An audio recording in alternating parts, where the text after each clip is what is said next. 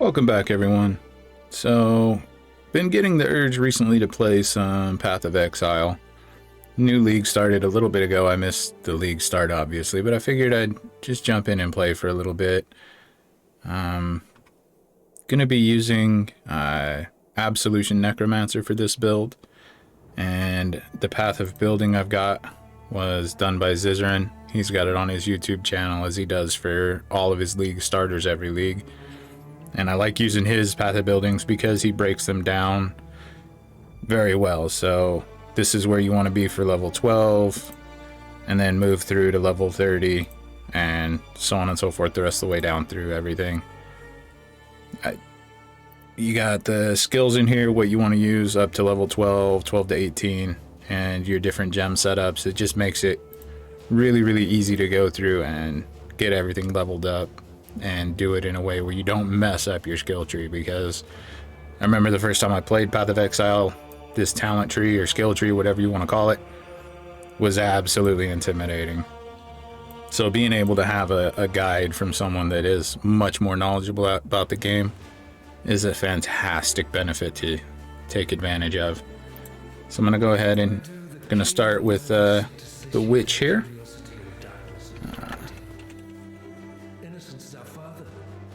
Go ahead and get started in here.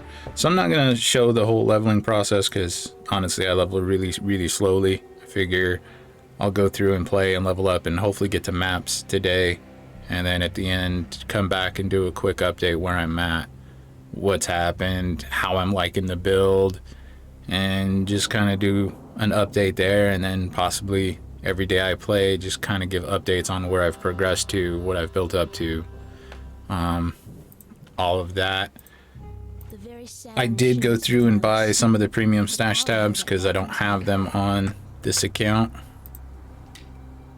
so those aren't too bad. But being able to organize your money and your different drops that you get as you level up is a big benefit to keeping your sanity and keeping your stash up to, you know, somewhat organized. You're still going to get a lot of loot that you miss out on.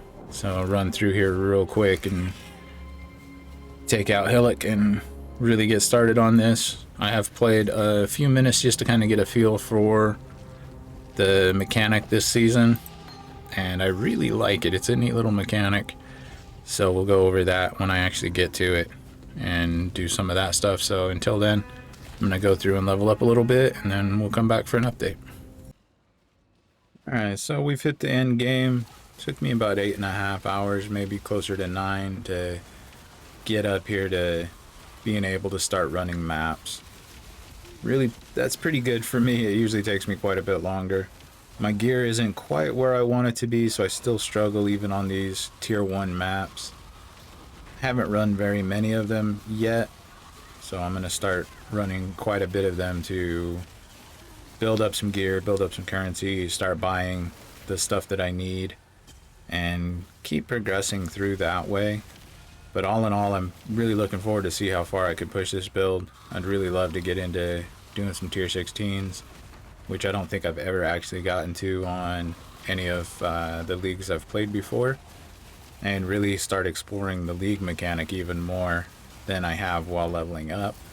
I will say that leveling up with that league mechanic was really kind of nice because it was really easy to get gear to get me over those little rough spots where your gear needs to upgrade but you're just not getting the drops you need. So hopefully that'll continue as I progress through the maps and will help push the character further. We'll see. I mean, I assume it will, because I really enjoy the league mechanic, as I've said before.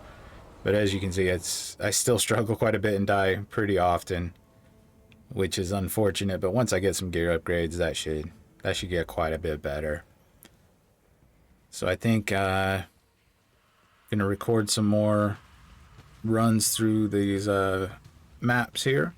Just kind of do some highlights of some of the loot that I get, some of the gear that I get, and see how we're doing after another, 10 or 15 runs, however many I can manage to squeeze out today, and get going on progression through the Atlas and moving further into the game and exploring some more of that end-game content.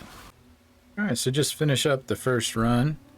This is the loot that we got from it. Got a bunch of gear to sell off, so I'll get some currency out of that. A couple of maps and some currency. But the big thing is I got 3 decent upgrades for my armor. So I can look at my stats right now. And this is what we're sitting at. Like I said, my gear is not very good. My resistances are nowhere near maxed, which is part of the reason that I die as quickly as I do. So 27, 5, and 45. Let's see what we look like after we throw on this new gear here. So we're gonna upgrade those boots. Gonna move these skill gems over since the gloves don't have the sockets that I need.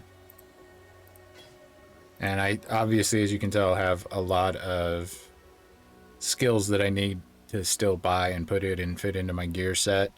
I just don't have the proper pieces yet to do it. So that's one of the things that I'm working on here. So after the first run, we've gone up quite a bit in our resistances as well as some of our armor, and I think even our hit points are about the same. But all in all, for the first run of actually trying to upgrade this gear and get better setup, not a bad little start. So I'm going to go ahead and run a couple more, and then we'll come back and see where we're sitting at. Alright, so I've run some more of the Underground Sea maps. I've currently run out and can't really find any more on the trade website to buy some more for a reasonable price. But got some decent upgrades. So we got the gloves, the shoes, and I can't remember what else we got the first time around. Oh, the chest, which I then immediately upgraded again when a 5-link dropped. So this has our Absolution, Summon Phantasm, Physical to Lightning, Spell Echo, and Lightning Penetration, which is really upped our DPS quite a bit. I wish it would have been a 6-link, but I'm not going to complain about a free 5-link. Got a new shield, which helped out quite a bit as well, and managed to get up to level 70 so that I could use this wand that I bought the other day in preparation of hitting this. And we were able to put in Desecrate, Determination, and Bone Offering to again help with our map clearing. My movement speed has slowed down quite a bit when I swapped out the boots. Unfortunately, I would rather take the survivability over the movement speed. I'm still clearing them in about 5 minutes, give or take, so it's not the fastest, but not the slowest either. So we got a couple of cards here, nothing too fantastic. Got more maps than we started with. I ran a total of 6 maps and came out with 7, so I'm good with that. And the total cost I spent on those 6 maps that I bought was 6 orbs of fusing, which I think we've made more than that in return on what we've bought or what we've gained in running those maps. I also managed to upgrade some of the components here for the altars inside of the maps. So those will help out with giving some extra currency and extra items when we use them. Haven't used them yet. I want to save up some more. But all in all, not a bad little profit for 6 maps that I ran. So I think the next one I'll do is, let's see what I have as far as tier 1s go. Maybe I'll try the Palace, run through that a few times. I want to see if I can buy some more of those. If I can do 10 runs of each of these, I'd really like to do that just to kind of see the profit I get from each one and get a feel for each one of the maps, and then move into these higher tier maps and slowly progress through and get a feel for each one and what kind of rewards we can expect from them.